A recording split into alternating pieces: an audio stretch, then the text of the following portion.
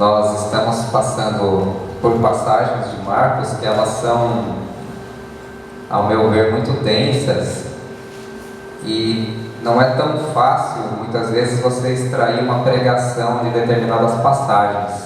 Essa é uma passagem que, como ela é muito fática do que aconteceu com Jesus, eu não é muito tranquilo, não é muito simples. Então, ela acaba se tornando um pouco densa. Então, nós vamos precisar focar bastante, assim, prestar bastante atenção e pedir a ajuda de Deus para que Ele nos ajude realmente a desenvolver a mensagem. Geralmente, quando eu preparo uma mensagem, eu saio daqui hoje, domingo, prego uma mensagem. Segunda-feira de manhã eu já começo a preparar outra, senão não dá tempo.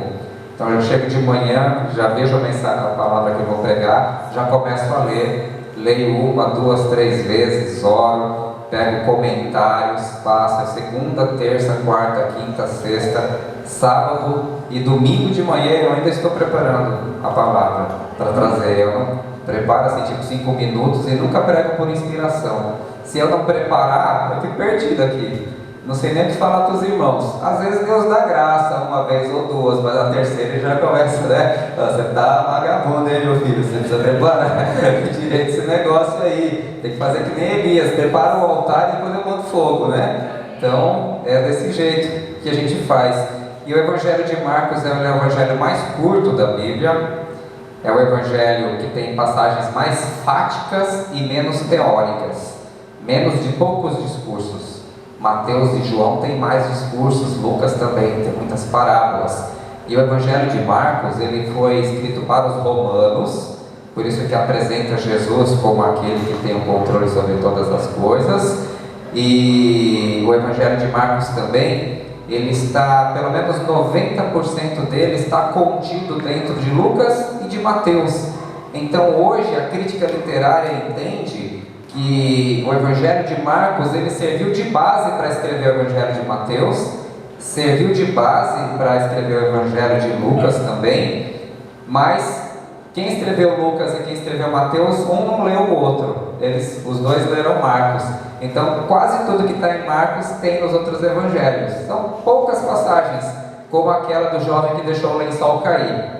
Lembra do domingo passado? Só tem no Evangelho de Marcos, não tem em outras passagens também. Então, isso é interessante para a gente fazendo a leitura de conjunto dos Evangelhos. Então, esses são alguns dados técnicos.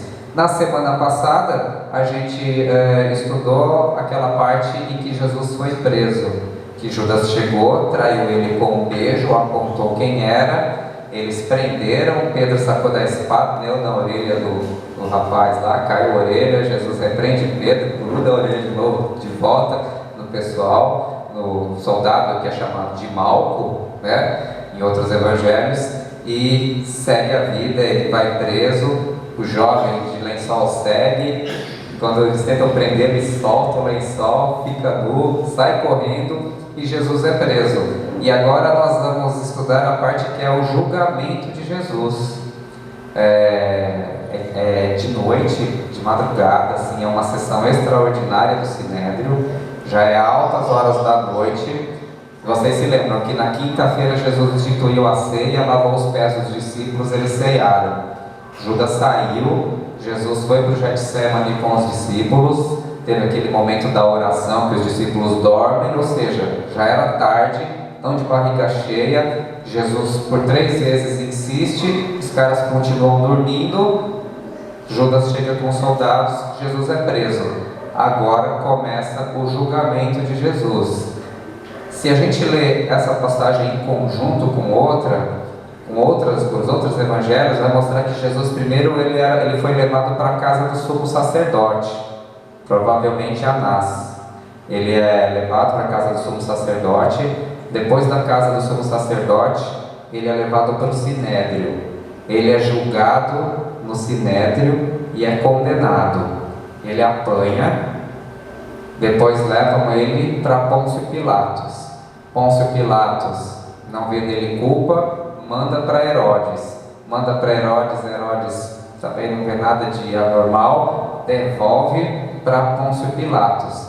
Pôncio Pilatos, ele Ele sabe que Jesus é inocente, mas aí o que ele faz? Para agradar a liderança de Israel, agradar o povo, ele entrega Jesus para ser crucificado.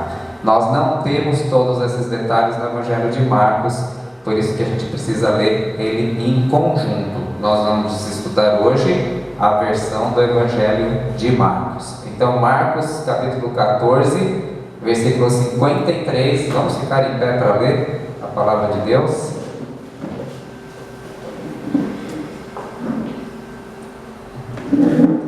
E levaram Jesus ao sumo sacerdote, e reuniram-se todos os principais sacerdotes, os anciãos e os escribas. Pedro seguira-o de longe até o interior do pátio do sumo sacerdote, e estava sentado entre os serventuários, aquentando-se ao fogo.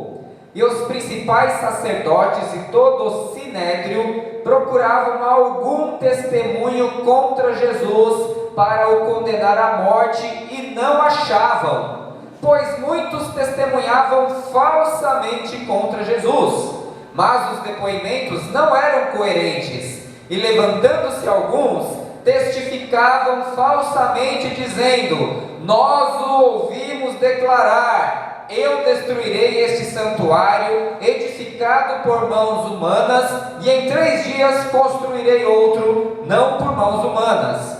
Nem assim o testemunho deles era coerente. Levantando-se o sumo sacerdote no meio, perguntou a Jesus: nada responde aos que depõem contra ti? Ele, porém, guardou silêncio e nada respondeu. Tornou a interrogá-lo o sumo sacerdote e lhe disse: és tu o Cristo, o Filho do Deus bendito? Jesus respondeu: eu sou, e vereis o Filho do Homem assentado à direita do Todo-Poderoso, vindo com as nuvens do céu. Então o sumo sacerdote rasgou as suas vestes e disse: que mais necessidade temos de testemunhas? Ouvistes a blasfêmia que vos parece? E todos o julgaram réu de morte. Puseram-se alguns a cuspir nele, a cobrir-lhe o rosto, a dar-lhe murros e dizer-lhe: profetiza. E os guardas o tomaram a bofetadas. Amém. Oremos. Senhor, esse foi talvez um dos momentos mais tensos de quando o Senhor esteve entre nós, sendo julgado, um julgamento falso de Araque, um julgamento forjado de homens que desde o início já queriam te matar, Senhor. E essa humilhação toda de ser cuspido, esbofeteado, o Senhor que nunca fez mal a ninguém e era inocente de todas as coisas, o mais santo de todos os homens, o mais divino de todos os homens, o verdadeiro Filho de Deus encarnado, apanhando como um criminoso qualquer, Senhor, sendo que nem criminosos muitas vezes não merecem um tratamento assim. Muito obrigado, Deus, pela tua disponibilidade em ter sofrido isso por cada um de nós. Nos ajuda, por favor, nesse momento a meditar nessa passagem e aprendermos lições para as nossas vidas. É o que nós te pedimos em nome de Jesus. Amém. Amém. Meus irmãos podem se assentar, graças a Deus. Amém.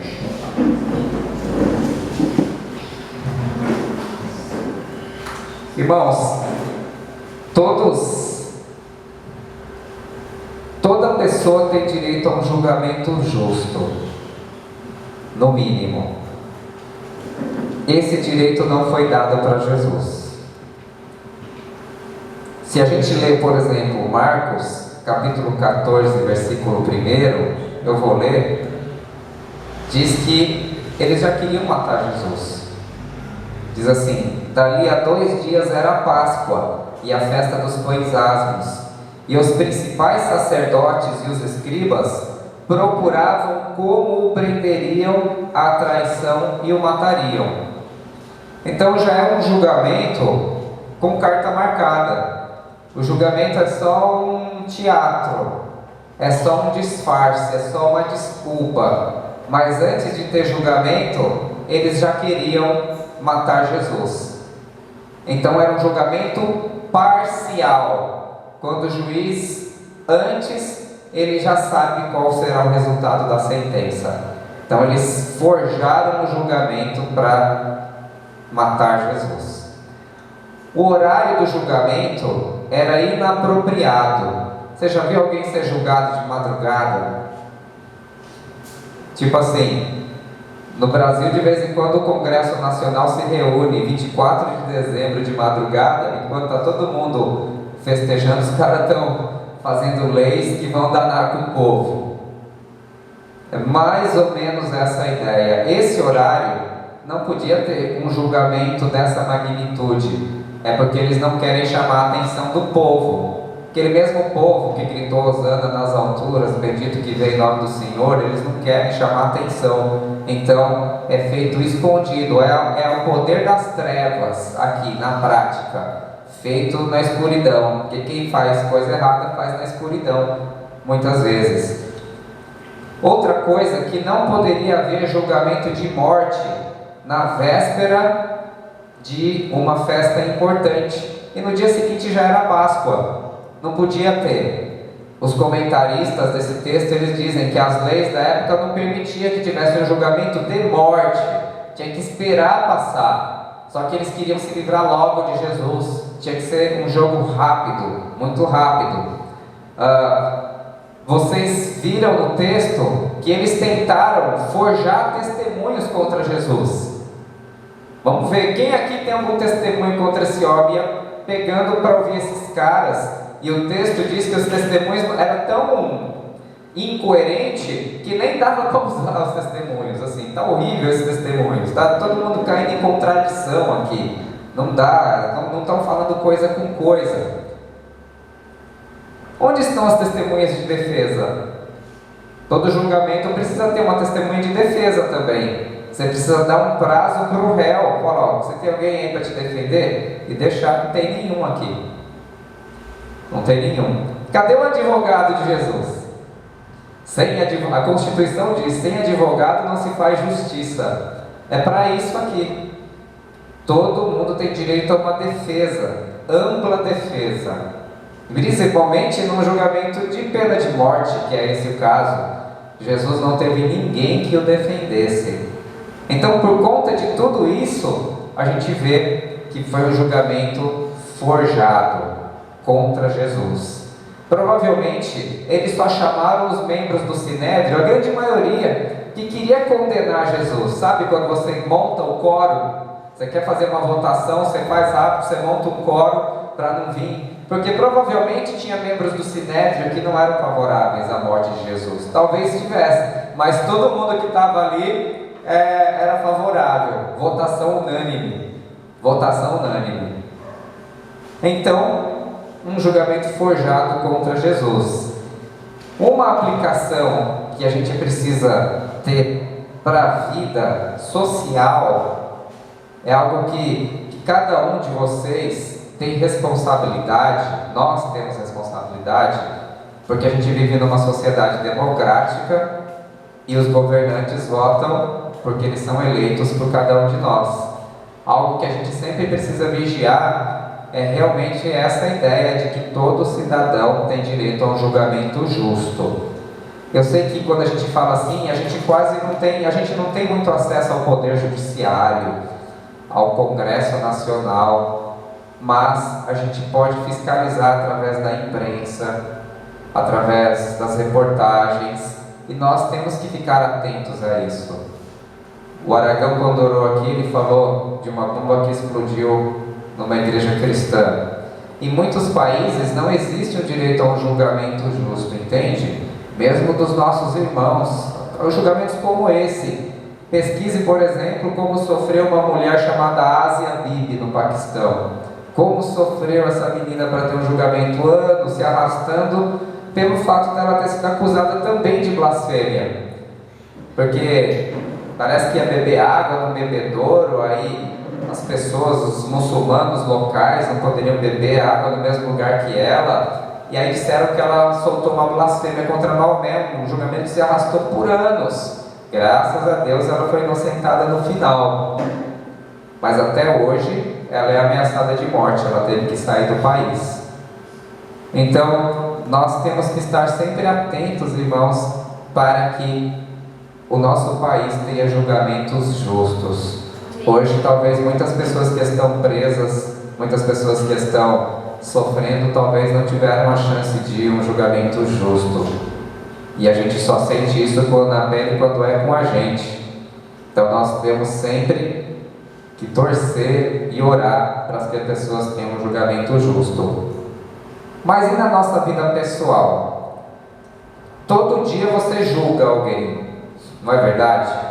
No bom sentido, porque nós temos senso crítico, então a gente avalia as coisas. Então, por exemplo, você é pai, mãe, todo dia você, de certa forma, julga o seu filho, certo? Se ele agiu bem ou se ele agiu mal. O importante, e isso é fundamental para a vida, porque com isso você pode estragar a vida de alguém, ou então você pode fazer o bem para a vida de alguém, é você ser justo no julgamento em relação ao seu filho ou à sua filha, por exemplo. Quando você for fazer uma disciplina, vou disciplinar ele, vou pôr de castigo, vou tirar o celular, vou tirar a televisão, enfim, precisa ser justo, porque se você começa a cometer atos de injustiça só porque você é pai ou só porque você é mãe, isso vai acumular uma revolta dentro dessa criança, e quando ela tiver adulto ou tiver força, ela pode começar a cometer atos de injustiça. Tudo aquilo que ela recebeu, ela vai repassar também para outras pessoas. Então é preciso ser justo. Quando você aplica um castigo ao filho, ele tem que entender e ele tem que chegar à conclusão que você está sendo justo em aplicar aquele castigo. Isso é muito importante para o desenvolvimento de um ser humano. Isso pode acontecer também, por exemplo, se você é patrão e você julga também os seus funcionários, você é consumidor, enfim. O importante, meus irmãos, um pastor às vezes ele é chamado a julgar uma situação, e os membros também julgam o pastor também muitas vezes. O importante é você buscar sempre ser justo no seu julgamento. Jesus ele disse assim, em João 7,24: não julguei segundo a aparência, e sim pela reta justiça. É um equilíbrio, porque no Sermão do Monte ele diz assim: não julgueis para não serem julgados, à medida com que vocês medirem, vocês serão medidos. Ou seja, o critério que você usou para julgar alguém é o mesmo critério que Deus vai usar para julgar você. Então, se você dizia para alguém, não roube, você não pode ser corrupto, mas se você corromper, você será julgado pelo padrão com que você julgou outra pessoa. Entende? Porque Jesus ele não fala para abrir mão do julgamento. Ele diz assim: seja coerente no julgamento que você faz em relação a outras pessoas. Tira a trave do teu olho, para que você enxergue bem, para tirar o cisco do olho do irmão. Então, em nome de Jesus, que o Senhor te ajude e me ajude a sermos justos em toda e qualquer situação. Amém. Às vezes coisa básica da vida, por exemplo, a questão doméstica. Está lá você e sua esposa trabalham o dia inteiro fora. Aí chega a noite, só quem cuida das coisas domésticas é a esposa. Você acha isso justo? É justo? Não é justo. Então, se os dois trabalham fora, infelizmente, a realidade é que a mulher acaba fazendo mais. Sempre. Geralmente. Talvez haja exceções. Mas se os dois trabalham fora, é importante que o homem contribua fazendo a sua parte. Há homens que cozinham melhor que as mulheres, não tem? Existe, né? Lavar a louça, levar o lixo para fora, ajudar na faxina. Então são coisas pequenas que nós precisamos ser justos também. Então, se você foi criado com uma concepção assim, só mulher faz esse trabalho de mulher, esse é de homem, esquece. Isso é fruto de uma concepção antiga. Antiga, por quê? Porque era o homem que saía para trabalhar e a mulher ficava no âmbito doméstico. É diferente. Alguns talvez possam achar, isso aí esse é o melhor da vida. Ok, peça a Deus para que Ele te dê uma oportunidade de viver do jeito que você acha que é o certo também. Mas caso não seja assim, nós homens não podemos cometer essa injustiça. Tipo assim, trabalhei o dia inteiro, sento lá no sofá e deixa a mulher que também trabalhou o dia inteiro fazer todas as coisas. Isso não é justo. Então é um exemplo de injustiça no âmbito doméstico. Nós temos que ser justos em todas as coisas, irmãos. Nós temos... eu não tenho ainda um emprego, eu estou na casa dos meus pais, e eles dão tudo para mim.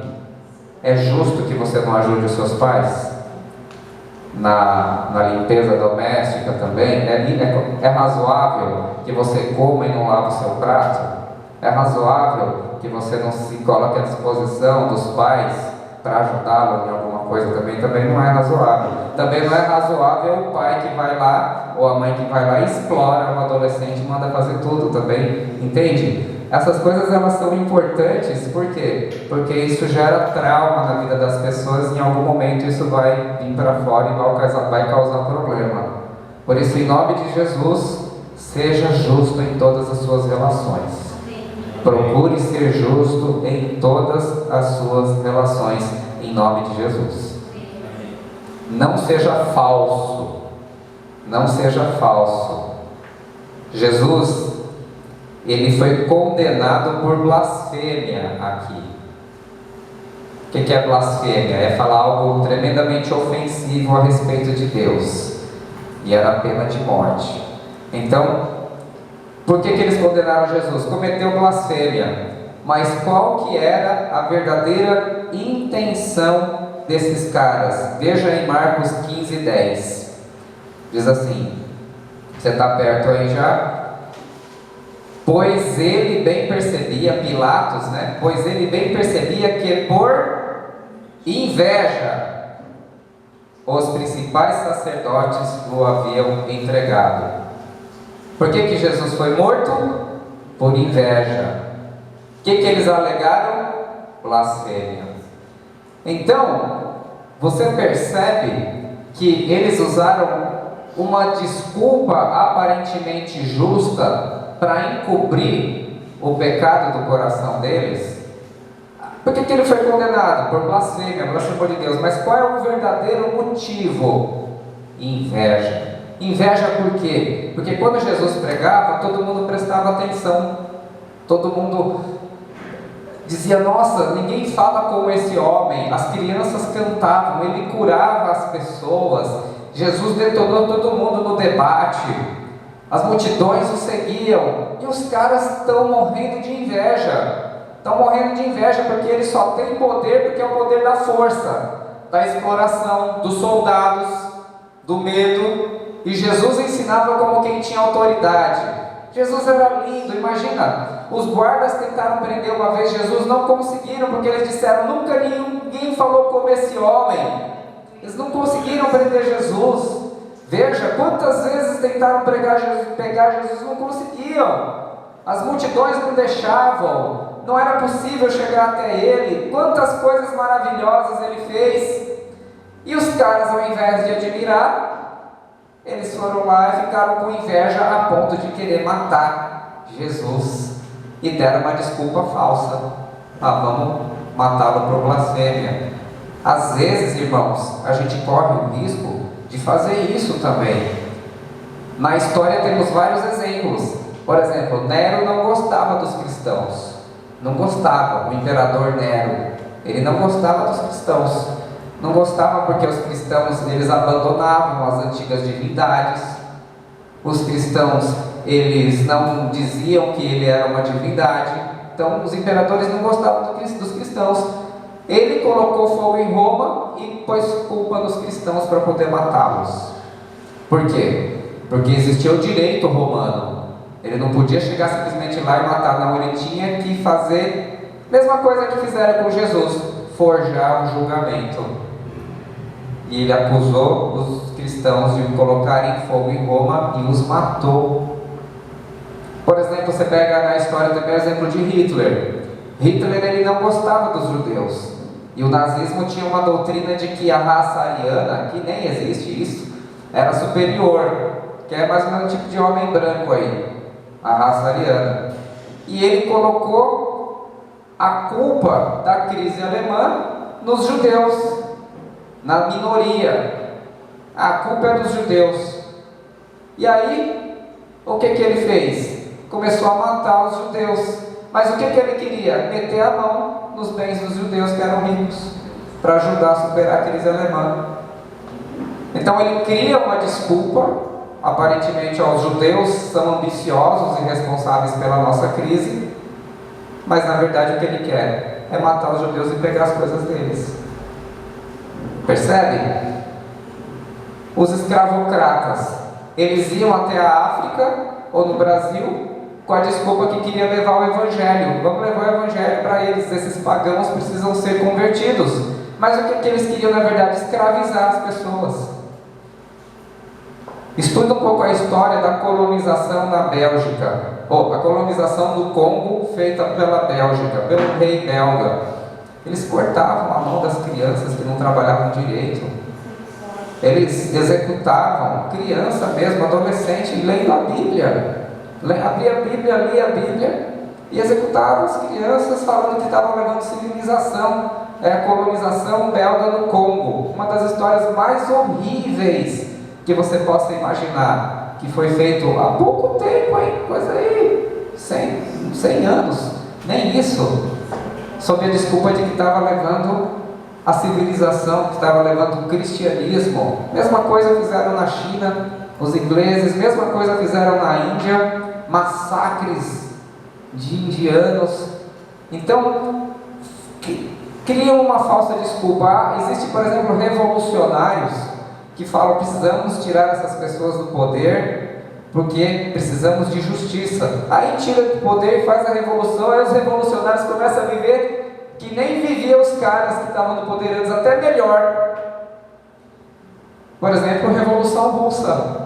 Milhões foram mandados para os gulags, para os campos de concentração. Milhões de pessoas, igrejas foram queimadas, porque eles disseram: temos que tirar o czar. Mas depois eles mesmos começaram a viver de uma forma melhor. Um ditador chamado Ceausescu morava num palácio, comunista, o cara.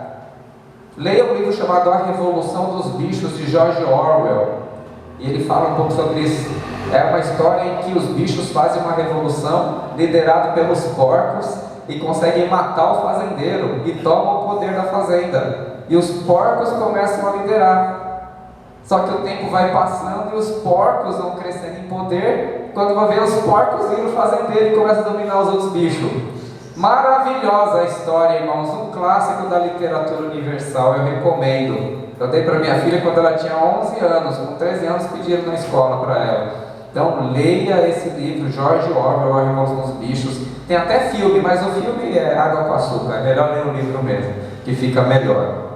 Então, tudo isso que eu estou querendo dizer é para que na nossa vida pessoal, você e eu não sejamos falsos. Porque a gente sempre conta uma mentira para encobrir algo feio.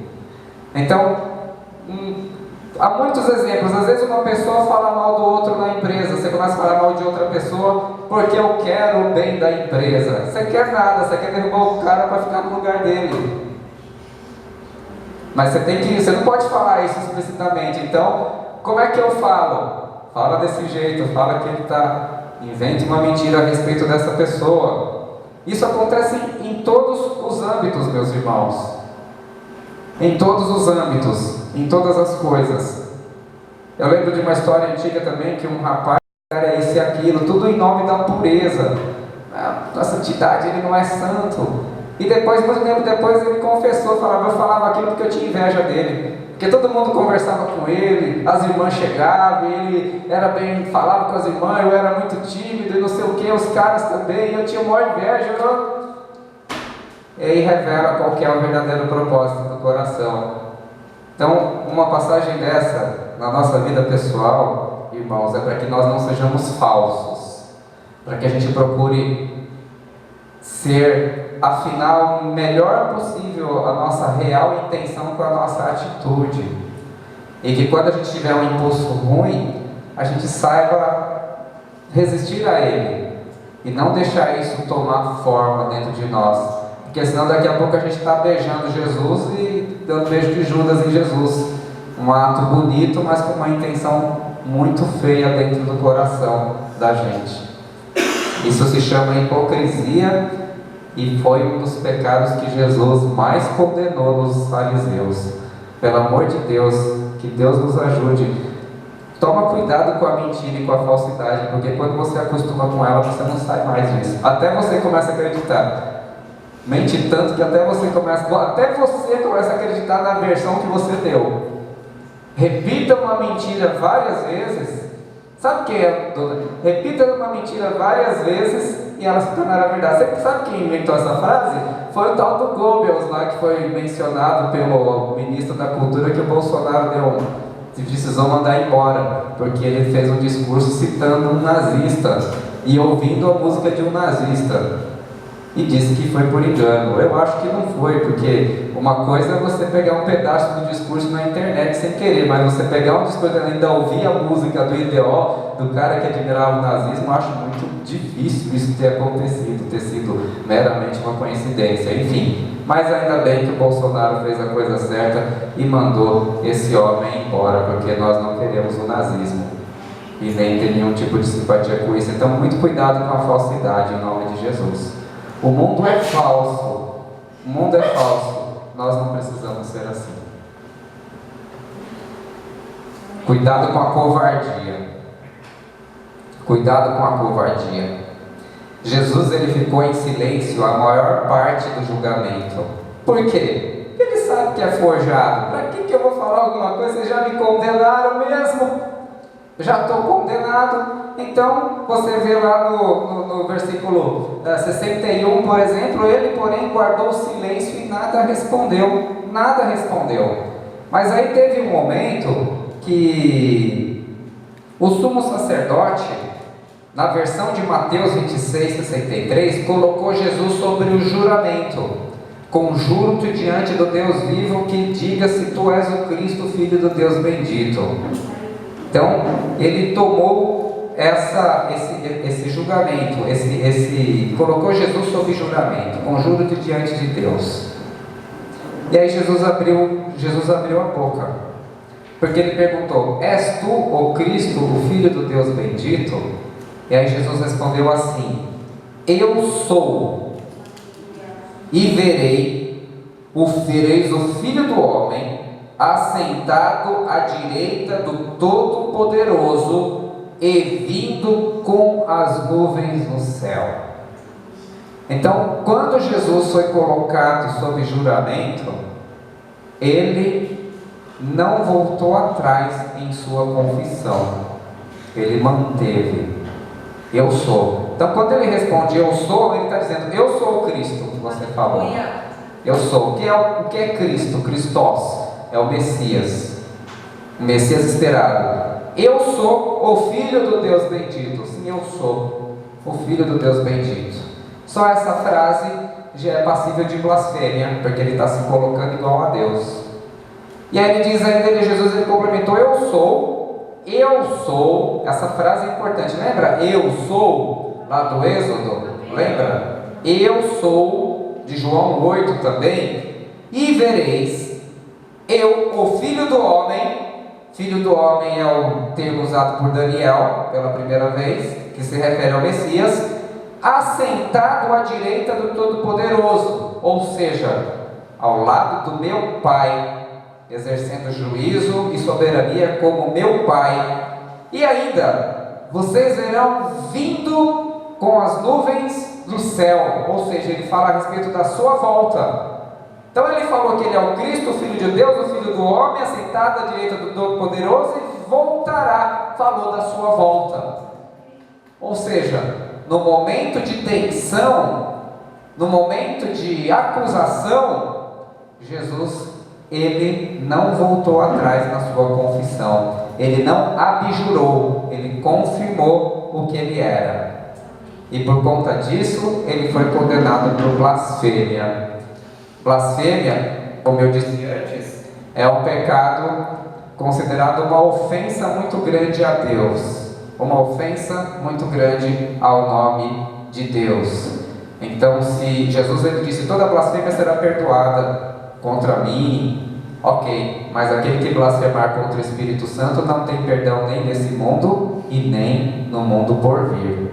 Então, blasfêmia é algo muito sério, quando alguém fala coisas horríveis de Deus, fala coisas horríveis do Espírito Santo ou do Senhor Jesus. Aqui, no caso, ele estava sendo julgado porque ele se colocou num patamar igual a Deus. Isso que Jesus disse na boca de qualquer pessoa seria blasfêmia. Seria blasfêmia. Ou o cara ia falar, é realmente um blasfêmia ou é um doido, tem um parafuso a menos. Por isso assim, se você acredita em Jesus, não é porque ele era um sábio, C.S. Lewis disse isso. A gente não acredita em Jesus porque ele era um bom professor, porque nunca nenhum bom professor disse, eu sou o Filho do Deus vivo, eu sou o Cristo de Deus, eu vou julgar o mundo e eu vou voltar. A quem me vê, a mim viu ao Pai. Nenhum professor fala isso. Ou o cara é doido, ou o cara realmente é quem ele diz ser. E se os saduceus tivessem boa vontade e investigado, iam ver que Jesus ressuscitou mortos, curou cegos. Lá no Evangelho de João, tem um capítulo em que o cego é julgado por eles. Eu era cego e agora eu vejo. Lembra dessa passagem? E aí, eles já tinham então que é uma jurisprudência, no sentido de saber que Jesus fez algo diferente. Multiplicou pão, multiplicou peixe, andou sobre as águas, parou o vento, ressuscitou o morto, fez o cego olhar, ver, curou o leproso. Eu acho que é o Messias mesmo, viu? Se eles tivessem ido a fundo no julgamento, mas eles não foram. Eles só queriam julgar e matar. E Jesus, ele não arredou o pé da sua confissão. Como Sadraque, Mesaque e Abednego, que falaram, querendo Deus, ele nos livra, mas não querendo, nós não vamos aderir aí ao que o Senhor Rei está falando. Como Daniel não deixou de orar por causa do decreto, foi para a cova dos leões.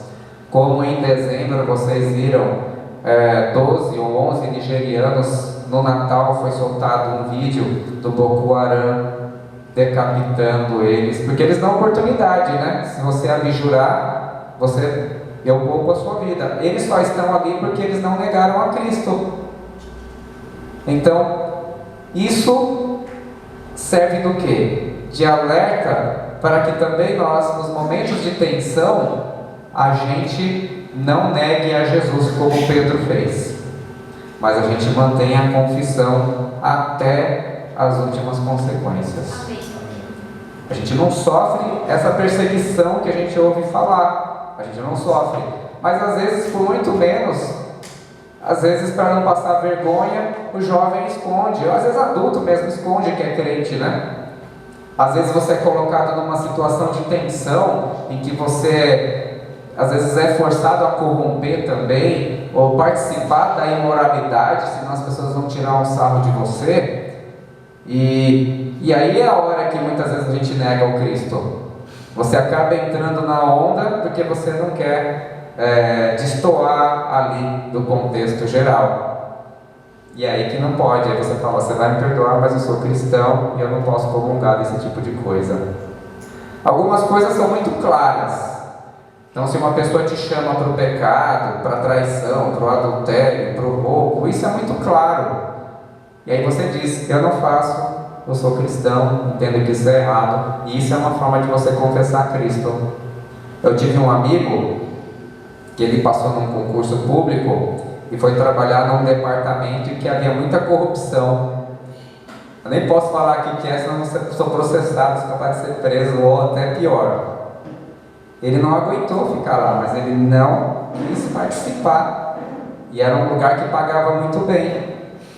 Ele não quis, ele não aguentou, ficou somente com serviços administrativos para que não precisasse fazer parte da maracutaia, e na primeira oportunidade ele saiu, prestou outro concurso, saiu, passou, foi embora, porque esse é o dever de todo o cristão.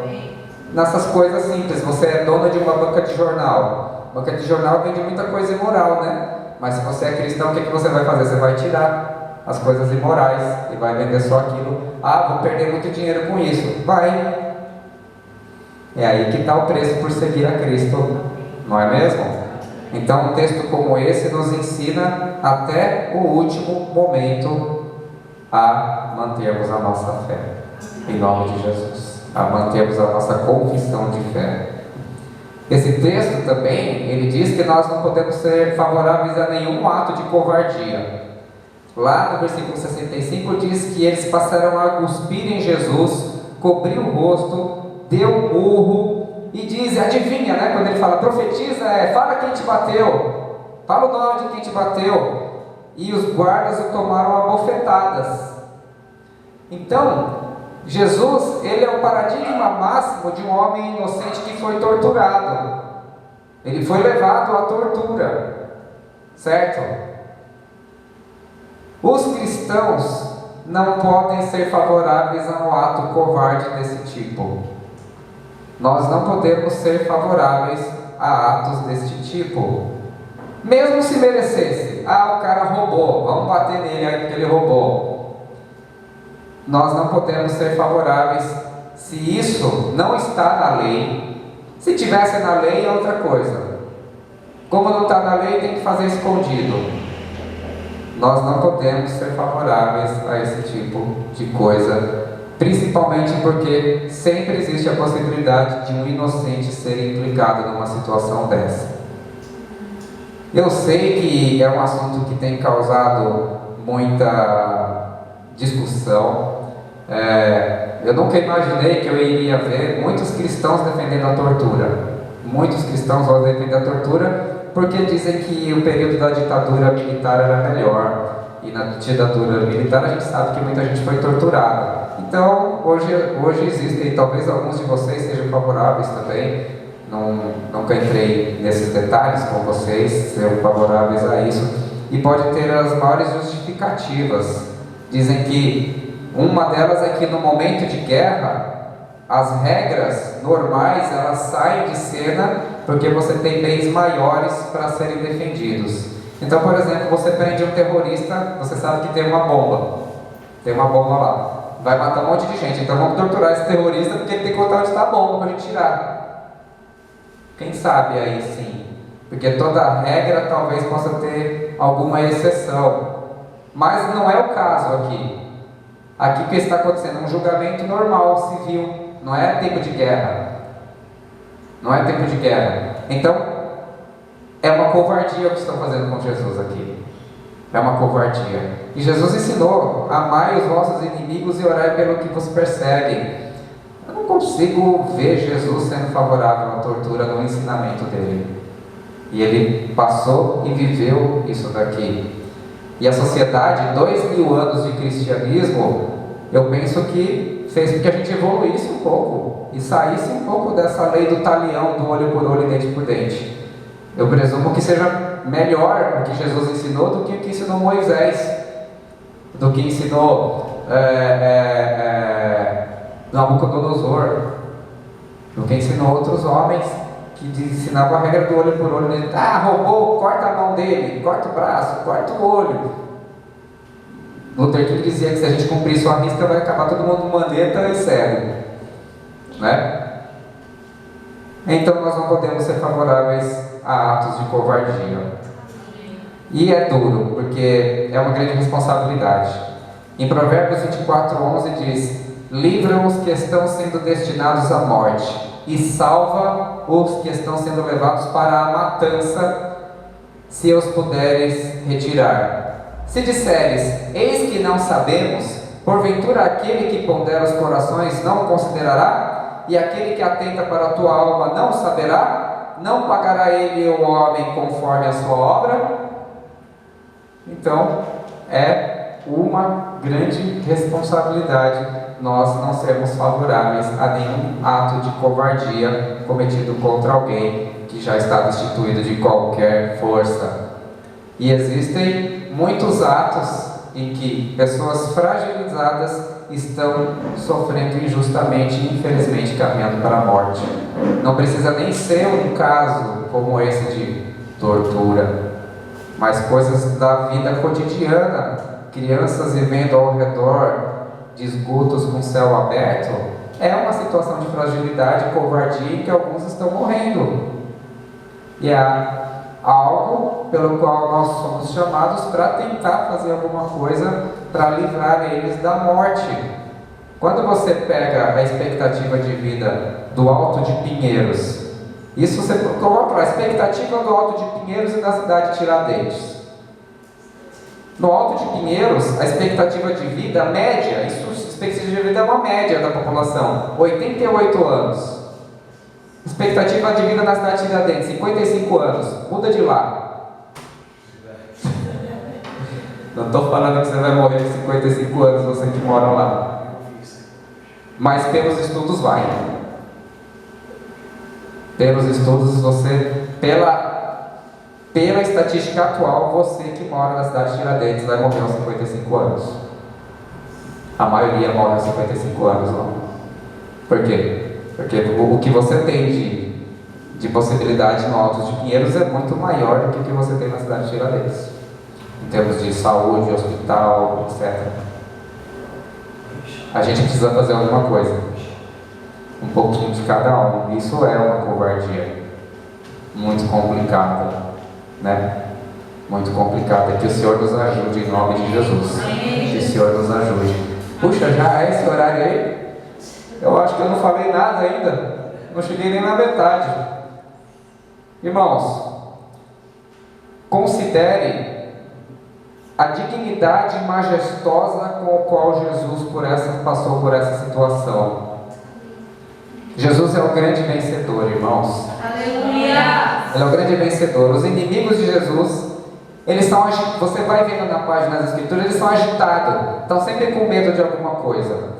Diz que eles tinham medo dos romanos virem tomar a cidade. Lá em João 11, 47 e 48. Eles tinham medo dos romanos. Puxa, não podemos desagradar os romanos. Eles tinham medo das multidões. Tanto é que eles não colocaram a mão, muitas vezes, em João Batista, porque tinha medo das multidões. Não colocaram a mão de Jesus porque tinha medo das multidões. Estão fazendo coisa de madrugada porque estão com medo das multidões. Medo da opinião popular. Eles tinham medo que os discípulos, depois que Jesus foi morto, fossem lá e roubassem o corpo. Por isso, coloca a pedra lá, coloca soldados, senão os discípulos vêm e roubam o corpo também. Eles tinham medo que notícias se espalhassem. Por isso que eles diziam para os discípulos: não fale mais a respeito desse Jesus, para de causar confusão. Então, eles são sempre pessoas talvez afetadas pela sua má consciência sobre o mal que realizaram, e estão sempre com medo de alguma coisa, sempre escondendo alguma coisa, sempre achando que devem alguma coisa para alguém, e realmente devem. E Jesus, ele enfrenta toda essa situação do julgamento dele com muita dignidade. Em nenhum momento ele implora para eles alguma coisa. Em nenhum momento Jesus se ajoelha diante dos seus algozes e diz assim: tenham pena de mim, por favor, porque sou inocente. Nenhuma vez Jesus faz isso. Mesmo numa situação dessa, ele continua sendo o príncipe da paz.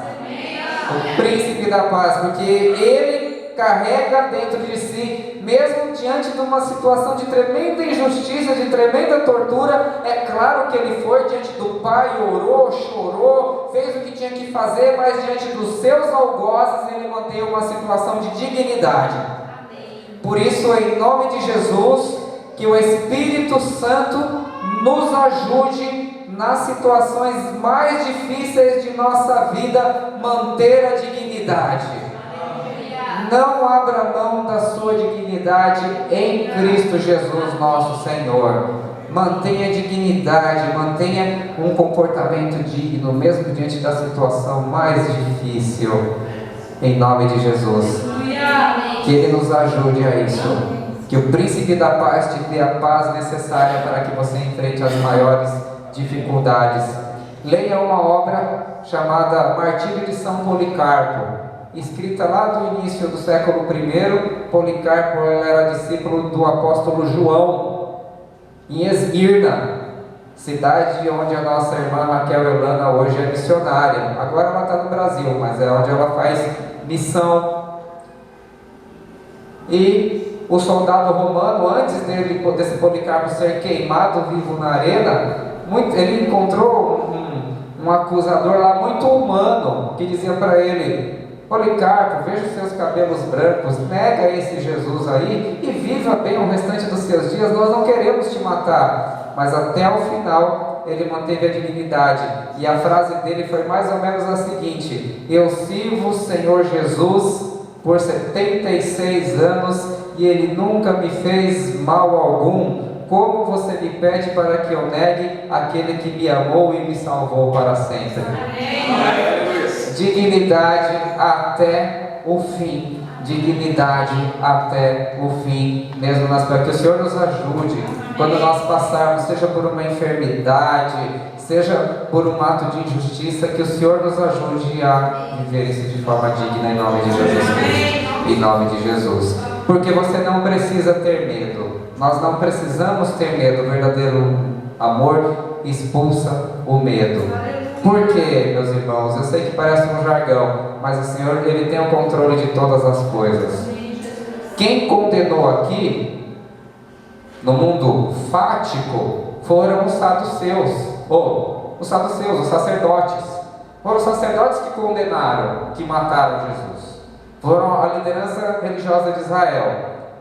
Mas, por trás disso, escondido nos atos da história, está o quê? A soberania de Deus. Porque lá já no Gênesis ele tinha dito que a serpente iria lhe ferir o calcanhar, mas ele iria esmagar a serpente com os seus pés. Foram sim os sacerdotes que mataram Jesus, mas é a própria Escritura que diz lá já no Isaías 53 que ele foi esmagado por causa das nossas transgressões. Foram sim os sacerdotes que na prática mataram Jesus, mas já estava escrito lá no Evangelho de João que Deus amou o mundo de tal forma que deu o seu Filho unigênito para que todo que nele crê não pereça, mas tenha vida eterna. Foram os sacerdotes que mataram Jesus, mas foi o próprio Jesus que disse: ninguém tira a minha vida, eu mesmo a dou. Então, por trás de todo ato de maldade dos homens, por trás de todo ato de injustiça que o ser humano comete, existe um propósito de Deus, e é este propósito de Deus que vai permanecer. Ele é tão soberano, Deus, Ele é tão soberano, é tão difícil entender a sua soberania, são tão inescrutáveis os seus caminhos, como dizem aí os autores bíblicos, é tão espetacular, a gente não entende isso, mas Ele é capaz de pegar o maior ato de maldade humana, sem Ele ter decretado o mal, porque Ele não é o autor do mal e nem o autor do pecado, seria blasfêmia dizer ao contrário disso. Ele não é o autor do mal, Ele não é o autor do pecado, Ele não predeterminou que ninguém pecasse, mas ainda quando alguém pega, Ele é tão sábio e soberano que era capaz de pegar esse ato de maldade e transformá-lo para o seu propósito, usá-lo para o seu propósito. E o propósito de Deus era que Jesus fosse entregue pelos nossos pecados, e foi cumprido pela mão de ímpios. Foi assim que aconteceu, mas ninguém tirou a vida de Jesus, Ele a deu porque Ele quis. Se Ele quisesse, Ele disse: eu chamava uma legião de anjos que me libertava agora. Mas não é assim, porque eu estou entregando, eu mesmo a dou. Esse foi o propósito de Deus. Então, quando você estiver passando por uma situação de dor vexatória, alguém cometeu injustiça contra você, lembre-se, meu irmão, em nome de Jesus Cristo, que prevalecerá o propósito de Deus. Lembra-se que todas as coisas cooperam para o bem daqueles que amam a Deus e estão chamados segundo o seu propósito. E creia, irmãos, em nome de Jesus, não é o mal que vai ter a vitória, não é o mal que terá a última palavra. No final da história não é o Boko Haram, não é o Estado Islâmico, não é o Hitler, não é o Stalin, não são os ditadores deste mundo, não são os homens maus, os terroristas, não são os estupradores, os ladrões, os fornicários, os adúlteros, os feiticeiros. Não são esses que vão ter a última palavra da história, porque a história está nas mãos daquele que é o Senhor da história, Jesus Cristo, nosso Deus, nosso Rei e nosso Senhor. Eles não vão vencer no final, porque a história, o final da história já está decretado, e é a vitória do Cordeiro Santo de Deus e de todos aqueles que branquejaram as suas vestes, porque foram lavados no sangue do nosso Senhor Jesus Cristo. Eu sei que não é fácil, sabemos que é muito complicado, é doloroso e é difícil, mas console-se com essas palavras em nome de Jesus Cristo, que o nosso Senhor é o Senhor da história, tem o controle de tudo em suas mãos, e Ele quer o seu infinito bem em nome de Jesus. Louvado seja o nome do Senhor. Graças a Deus, graças a Deus.